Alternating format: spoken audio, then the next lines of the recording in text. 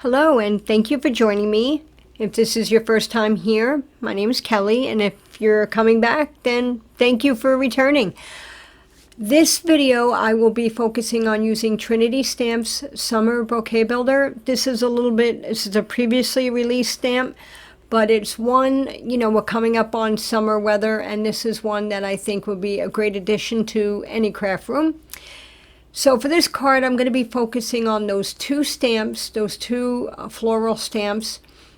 And I also want to add that this stamp set has a bunch of great little sentiments that make great label sentiments.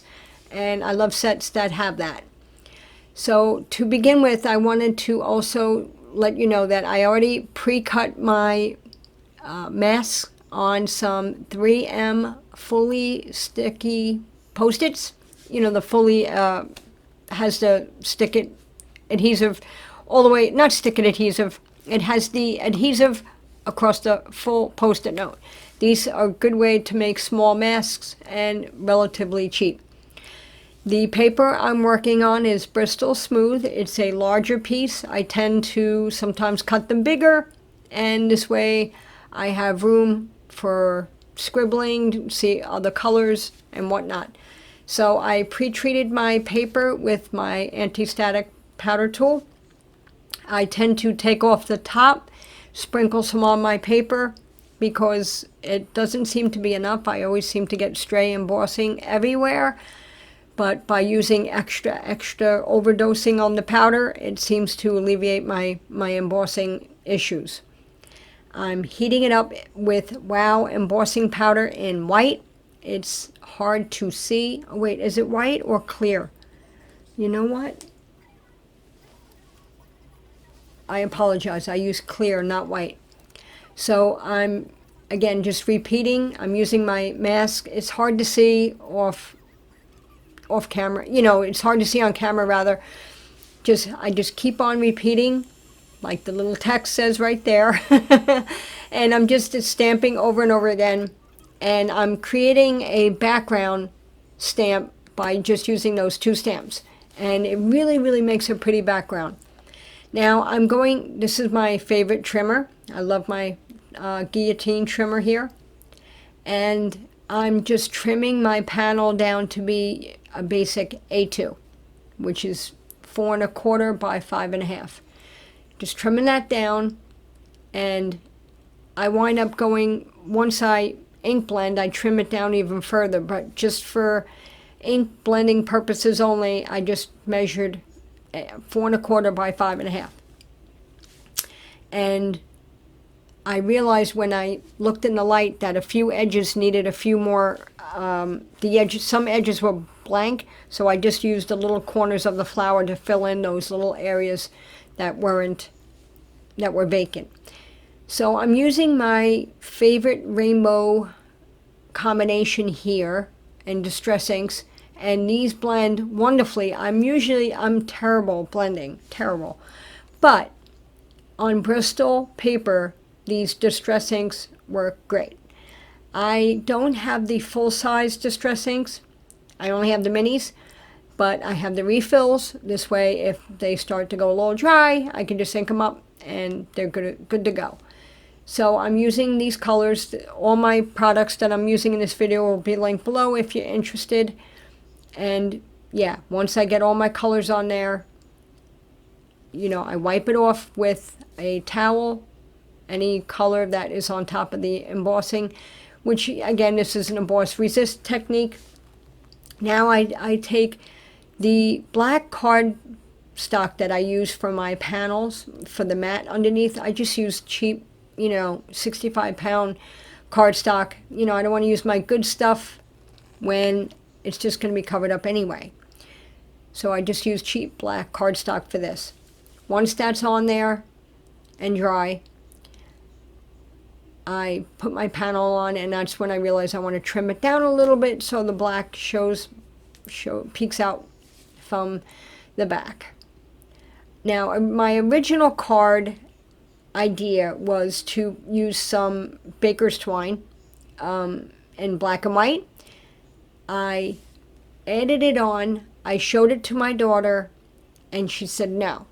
take away the string. So if you're going to see that in the camera coming up shortly on the side, but I did have it on my original card plan, but I took it off. So now here I'm using Wow Embossing in white for my sentiment. The cardstock I'm using is 110 pound cardstock for my sentiment. I don't use the cheap stuff for that. Now I cut hugs. This is also a Trinity item from their last release, and I cut hugs 3 times each in black, so it would be black all the way through. And I actually put glue on the wrong side of the H. This is a classic Kelly mistake. You know, so what are you going to do, right? What are you going to do?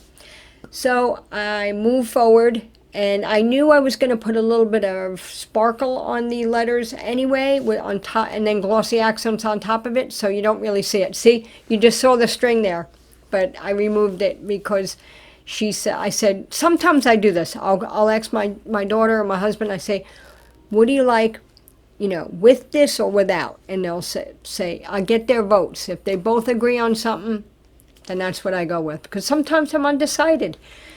So I'm adding here my Spectrum Noir sparkle pen, and I realized it was a little bit too much sparkle, so I used a water brush and I just removed some of the sparkle there. And now I'm trying to figure out where I want to add my, I'm removing the water. Yeah, water sometimes will remove a little bit. If it's too much sparkle, sometimes it just comes out too much. You could just use a little bit of water to remove it, and that's what I'm doing here. So yeah, I was trying to figure out where I wanted my sentiment, my secondary sentiment, to be above, below. So I decided to put the thinking of you straight across the hugs sentiment. I liked it there and worked out well. And then I was going to use my fine tip glossy accents, and I realized, you know what, this will take me all day. So I went ahead with my regular glossy accents, and just, I'll zoom in here in a moment, you can see better.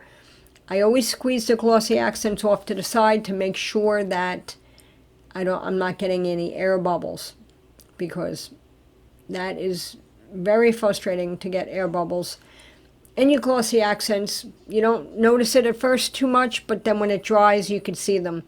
So I am a huge fan of glossy accents. I use them almost on every card in one way or another.